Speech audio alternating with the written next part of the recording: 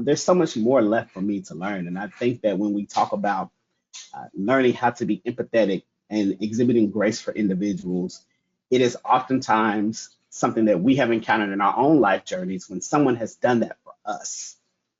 And we got to see how kindness can be properly executed. And therefore, it gives us the opportunity to, again, be able to pay that forward to someone else to say, um, let me understand. Let me seek to understand. There's that old saying that goes, listen to understand, not necessarily to respond, right? And if we really just take that simple piece of advice and pivot it into empathy and grace and kindness, that could benefit a whole bunch of other people. Hey everyone, this is Tim Hinton from the Marketing Roundtable Podcast. Thank you so much for listening. I'm here talking with Dr. Zachary Shirley today. Zach, how are you doing? Doing well, Tim. How are you? I'm doing great. I met you as we were working on the work we're doing at LCL Mentors, and you are on the mentoring team. So thanks for talking to me today about this. I think you're a really impressive guy, and I want us to talk a little bit about empathy and kindness, how those work together, which comes first. That whole topic is interesting. Before we jump into that, can you briefly let everybody know who you are? Sure. Hello, everyone. My name is Zach Shirley. I use he, him pronouns. I spent 16 years working in higher education at various universities across the United States in student leadership development, programming, student activities, and fraternity and sorority life. I've recently pivoted out of higher education into the ed tech world, education technology world, doing diversity, equity, and inclusion work for an assessment company who specializes in K through 12 assessments for students. And so a big part of my work is ensuring that our assessments read equitably and create diverse voices for individual students to see themselves in as they're taking their assessments. And so I've really recently pivoted, like I said, into this world, and I'm loving the work that I get to do because I get to meet so many different folks from so many different backgrounds and hear about their stories and understand the power of their lived experiences. I love that. And that's sort of one of the points I'd like to make is we need to get to know each other, to find out their stories, find out where they're coming from. Because a lot of times that can inform the way that you interact with them and the way you think about their group. Zach, a lot of times we watch groups perform and it's very easy to go like, oh man, they're not very good, or wow, what's that girl doing out there, whatever. And we don't know the story. We don't know what their situation is. We don't know where they've come from. We don't know exactly what they've been going through. So I think we need to give everybody the benefit of the doubt. Have a lot of grace, have a lot of empathy for their situation. So how would you frame that conversation? I would frame that conversation around the concept of empathy and kindness, like what comes first. So think kind of like the chicken and the egg concept. And I know there's a lot of debate on what came first, the chicken or the egg. But I think that when we talk about people's situations and people's stories, Tim, you're exactly correct. Like we don't know what that person was dealing with before they got to this event or they got to this concert or they got to this practice. We don't know what's on this person's mind as they're within this practice or within this performance. And we don't know what they have to go home to afterwards. And so I think we so often get caught up in the moment and what's going on in the situation that we don't really take a look at the holistic individual and have empathy or grace for what that individual may be dealing with. And that therefore exhibits that kindness. So in my mindset, empathy and grace come first, followed by the kindness of trying to understand what that individual may be going through. The kindness of taking just 5 minutes out or 10 minutes out and really having a conversation with that individual to find out what their particular story is that day. They could have had a tumultuous situation occur at home before they got on the bus. They could be going home to an abusive environment. They could be sitting there hungry, wondering where their next meal is coming from, but they're trying to put on this brave face to perform, not only for the benefit of their own reputation, but for the strength of the team. And so really taking that opportunity and having that empathy as human beings to know that everyone may not have awakened to a perfect situation. Who awakens to a perfect situation, especially in a global pandemic? Also understanding the fact that that kindness, again, can go a lot of times it can go a long way for individuals. We have to create spaces for people to be able to share those experiences and be comfortable with doing so, because that could make the difference between whether or not we see this individual come back and continue performing with us or continue participating with us, or quitting because they feel like that they don't have an outlet to be able to share what they're going through.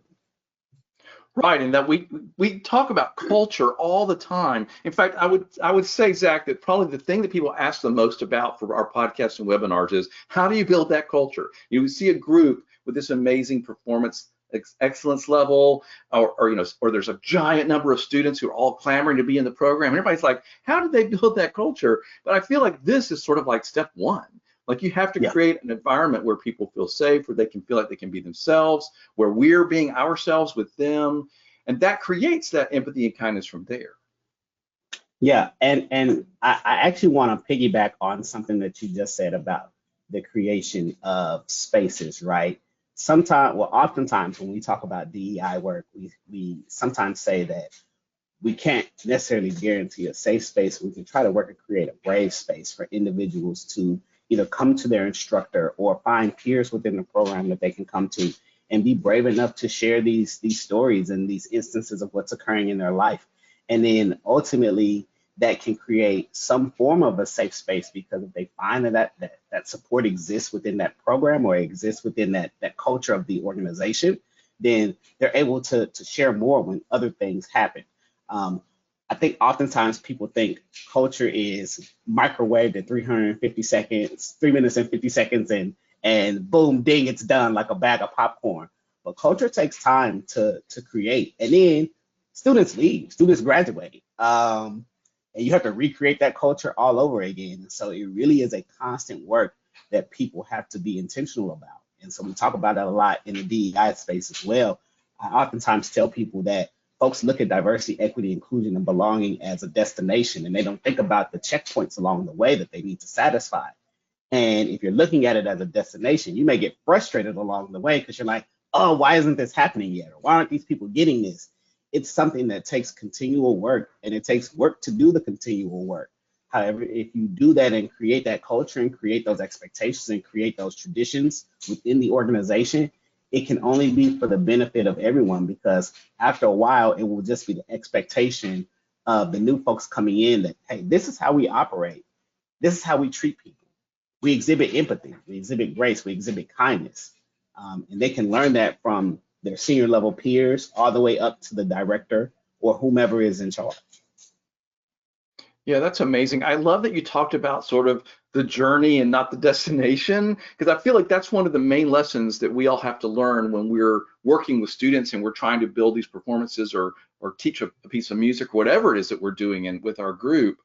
If you don't enjoy the process of that journey of learning and growing over the season, what's the point? I mean, we may end up somewhere great, but if you didn't enjoy that whole time to get there. So I like the idea of reminding people, hey, we're not going to get there in one day, in 1 week, in 1 month. Mm-hmm. Mm-hmm. I turned 40 this year. And I look back on my life, and I think about all of the checkpoints that I've had in life and the lessons that I've learned at those checkpoints. And I said to myself, wow, like, had it have not, it was crap when I went through it for those crappy moments. And then I had some really great moments. So I'm like, man, I wish I could relive that. But if I relived it, would I have done it the same way or got the same thing out of it? But I look at those moments that weren't so great. And I'm appreciative for the lessons that I have learned. And I understand that, you only get, one 41st birthday, one 42nd birthday. Like, life is not a dress rehearsal. Like, it's one show. And therefore, I've learned to appreciate the lessons along that journey and not necessarily look to the destination, because there's so much more left for me to learn. And I think that when we talk about learning how to be empathetic and exhibiting grace for individuals, it is oftentimes something that we have encountered in our own life journeys when someone has done that for us. And we got to see how kindness can be properly executed. And therefore, it gives us the opportunity to, again, be able to pay that forward to someone else to say, let me understand. Let me seek to understand. There's that old saying that goes, listen to understand, not necessarily to respond, right? Um, and if we really just take that simple piece of advice and pivot it into empathy and grace and kindness, that could benefit a whole bunch of other people.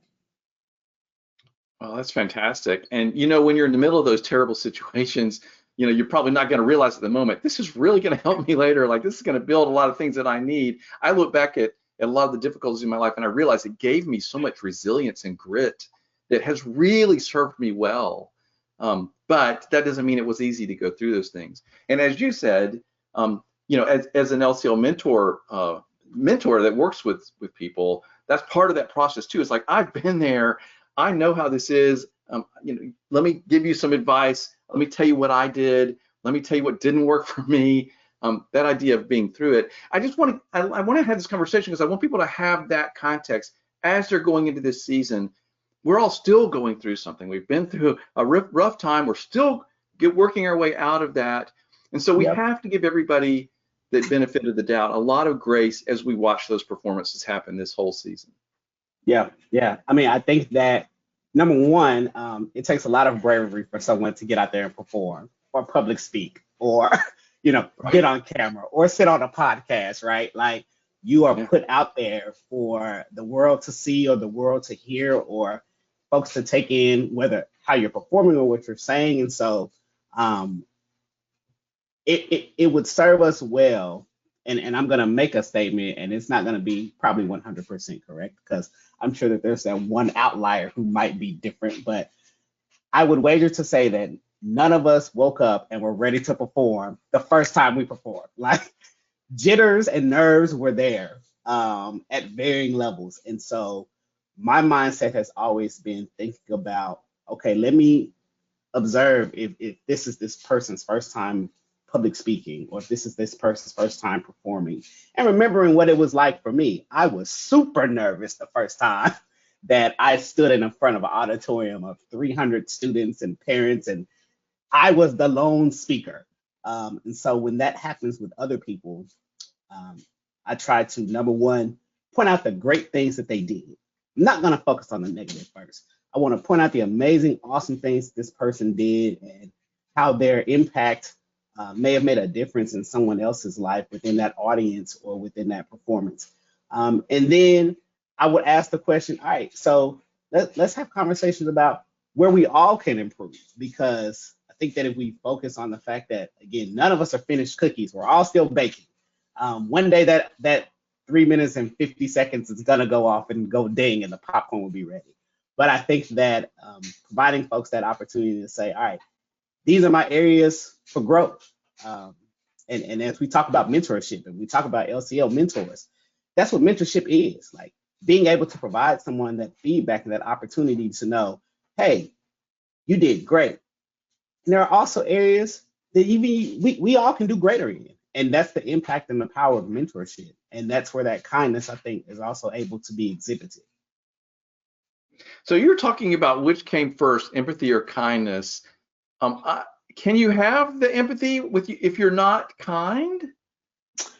That is an excellent question, Tim.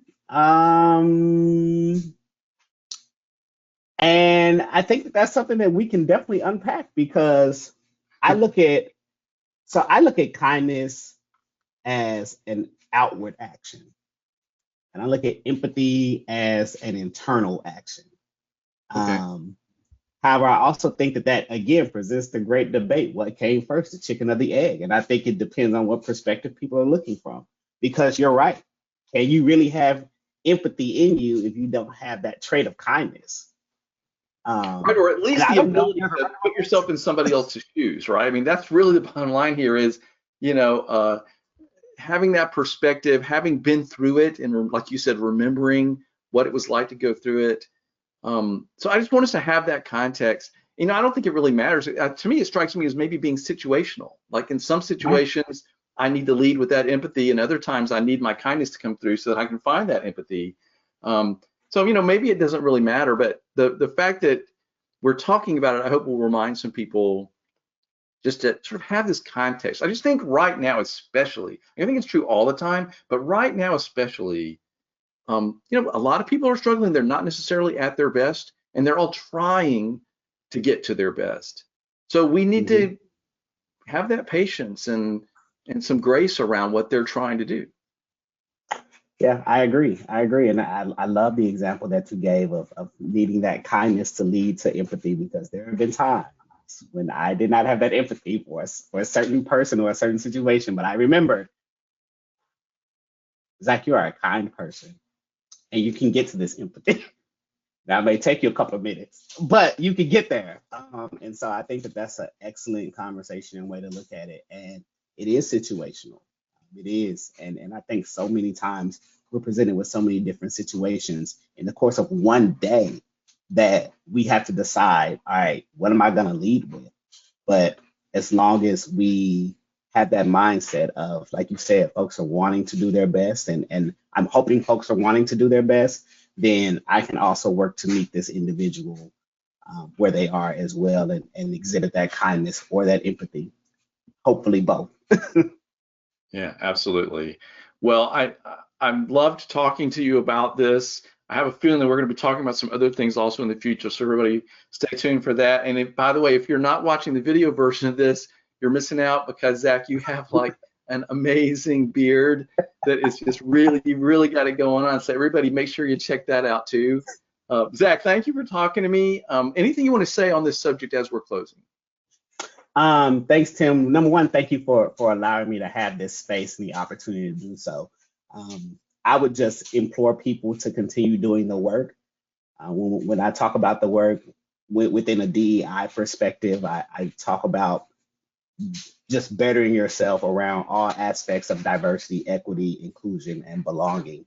Creating spaces for folks to feel like they belong. You can have diversity on your teams or your bands. You can work to create equitable experiences, and you can even, make the strides to be inclusive. But if you have all three and folks still feel like they don't belong, there's still a missing piece. And so we have to create environments where people feel like they can be and bring their whole selves, and without fear of judgment, without fear of repercussion, and be able to feel like they belong in the space as well. Well, I hope that inspires a lot of people to really think about that. Everybody have those conversations with your staff, with your team. Let's keep talking about it. Let's keep striving to have that empathy and grace and make sure everybody feels like they do belong. Zach, it was wonderful talking to you. Thank you so much. Thank you, Tim.